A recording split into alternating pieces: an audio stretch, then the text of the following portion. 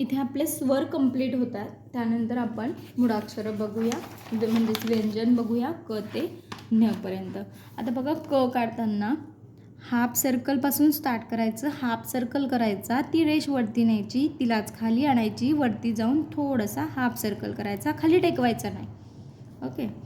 Then र आपण जशा पद्धतीने काढतो अगदी तशाच पद्धतीने काढून हाफ सर्कल करून स्टँडिंग लाईन काढायची. बघा हा जो सर्कल असेल तो या रला किंवा यला आपण य र म्हणू शकतो, याला जोडला नाही पाहिजे. आणि ही जी रेष आहे खालची आपण जी कर्व करून वरती जातो ती सुद्धा या लाईनला टच व्हायला नको. एकदा पुन्हा काढून दाखवते.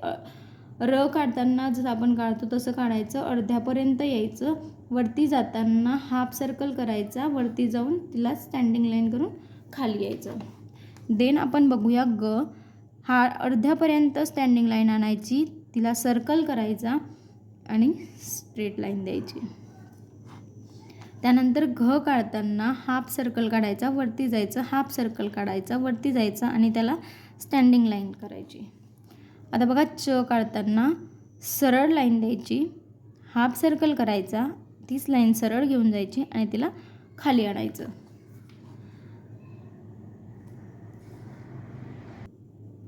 आता बघा छ काढताना वरती टेकवायचं नाही, मध्य म्हणजे थोडंसं खालून घ्यायचं, जसं आपण घला करतो. ही रेष वरपर्यंत न्यायची सर्कल करून आणि याला छोटीशी रेष द्यायची. एकदा पुन्हा बघा, वरतून घ्यायचं नाही, आपल्याला थोडंसं खालून घ्यायचं आहे. घ काढायचा, वरती जायचं, सर्कल करायचं आणि इथे सरळ रेष लावायची. ज काढताना बघा आधी स्टँडिंग लाईन द्यायची, देन स्लिपिंग लाईन आणि थोडंसं कर्व करून आपला ज तयार होतो.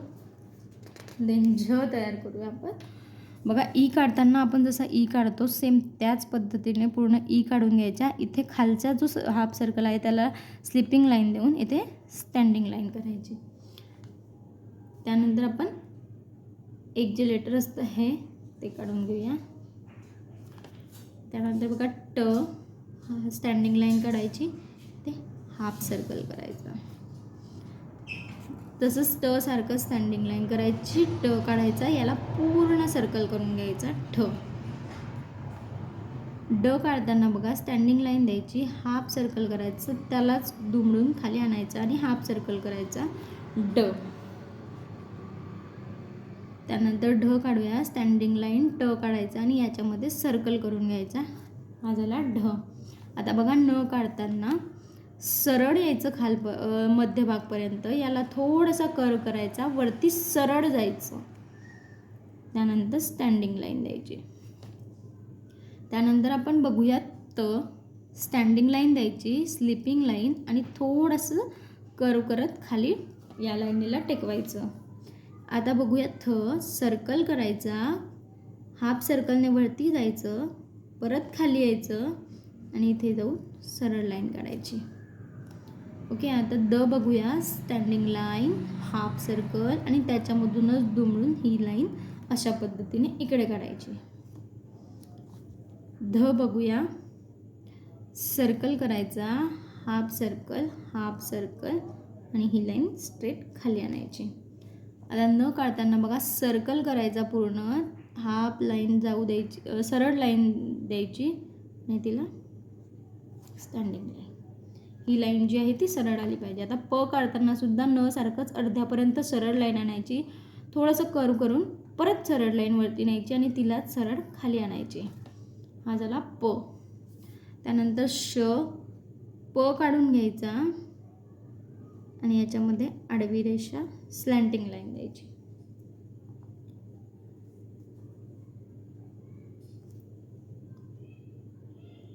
सॉरी, श नाही, इथे फ येईल. प काढायचा, वरती जायचं आणि ही जी आहे ते इथे थोडंसं कर्व करायचं. त्यानंतर आपण ब बघूया, हाफ सर्कल काढायचा, वरती लाईन न्यायची, खाली आणायची, इथे थोडीशी क्रॉस लाईन द्यायची, हा झाला ब.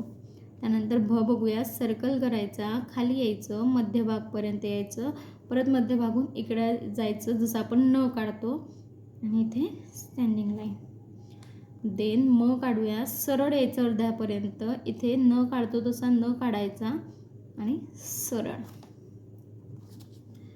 त्यानंतर य काढूया, हाफ सर्कल म्हणता येणार नाही कारण आपल्याला तर पूर्ण हाफ सर्कल करायचा नसतो.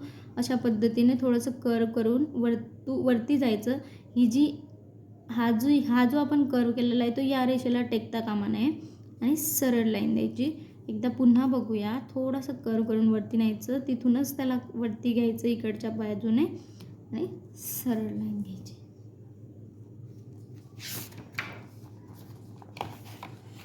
आता आपण र बघूया.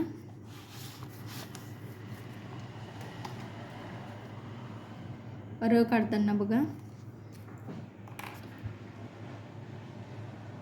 अशा पद्धतीने हाफ सर्कल पूर्ण करायचा नाही पण खाली जायचं, थोडंसं क्रॉस करायचं आणि ह्या लाईनला असं मागे खेचायचं. त्यानंतर ल काढताना स्टँडिंग लाईन द्यायची, थोडीशी क्रॉस लाईन आणि त्याच्यानंतर अशा पद्धतीने. आता व काढताना हाफ सर्कल करायचा, वरती जायचं, खाली यायचं. व मेक शुअर की ज्या पण लाईन येत आहेत ना त्या सरळ आल्या पाहिजे. कुठे सर्कल आहे ना तो व्यवस्थित सर्कल आला पाहिजे. कुठे हाफ सर्कल आहे तर तो हाफ सर्कल आला पाहिजे. त्यामुळे अक्षर वळणदार आणि सुंदर दिसतं. त्यानंतर आपण श काढूया. इथे सर्कल काढून घेऊया, थोडंसं कर्व करून खाली यायचं आणि ते स्लँटिंग लाईन द्यायची. देन आपण श बघूया, सरळ आणायचं, थोडंसं कर्व करायचं, वरती जायचं, खाली यायचं. हा झाला प आणि याच्यात छोटीशी स्लँटिंग लाईन. त्यानंतर जसं पद्धतीने र काढतो अगदी तशाच पद्धतीने र काढायचा. हा जो रचा वरचा भाग आहे त्याच्या मध्यभागून छोटीशी रेष मारायची आणि तिला जोडायचं स. त्यानंतर बघा ह, स्टँडिंग लाईन, हाफ सर्कल, त्याला थोडंसं खाली आणायचं, तिथूनच वरती जायचं आणि ही अशा पद्धतीने. आता बघा ळ काढताना इन्फिनिटीचं जे साईन असतं ते काढून घ्यायचं आणि त्याला इथे सरळ लाईन द्यायची ळ. त्यानंतर क्ष बघूया, स्टँडिंग लाईन, अशा पद्धतीने वरती जायचं, सर्कल करायचा, खालच्या बाजूने असा हाफ सर्कल घेऊन अशा पद्धतीने खाली आणायचं. आता बघा त्र काढताना अशा पद्धतीने करायचं, म्हणजे इथे सुद्धा कर आला पाहिजे अशा पद्धतीने आणि इथे अशी लाईन काढायची. हा झाला तुमचा त्र. आणि न्य काढताना सरळ लाईन, मध्यभागून स्लिपिंग लाईन आणि त्याला मराठीमध्ये जसे दोन असतात तसे दोन काढायचे. बघू शकता तुम्ही क ते न्य अगदी 4-5 वेळेस जरी तुम्ही प्रॅक्टिस केली, सरळ लाईन, जो हाफ सर्कल आहे तो व्यवस्थित, जे रूल आहेत ते फॉलो करून जर तुम्ही व्यवस्थित काढलं तर नक्कीच तुमचं अक्षर सुधारण्यास तुम्हाला मदत होईल. तर पुढे बघूया, आपण काही शब्द लिहून बघूया. आता आपण बघा मी क लिहिते, त्याच्यानंतर मी ल लिहिते. हिंदीचे शब्द घेतलेले आहेत बघा. कल हे अशासाठी दुरेगी वहीमध्ये अशासाठी लिहायचं की आपलं जे अक्षर आहेत ते उंची त्यांची अगदी सेम आली पाहिजे. त्याच्यानंतर बघा य काढते मी आणि त्याला श,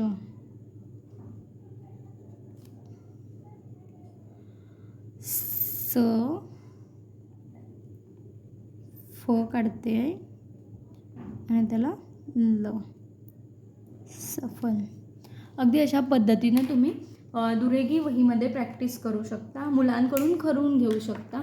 असे वेगवेगळे शब्द लिहायचे, त्यानंतर पूर्ण बाराखडी लिहायची, कला काना, त्याच्यानंतर कला पहिली मात्रा.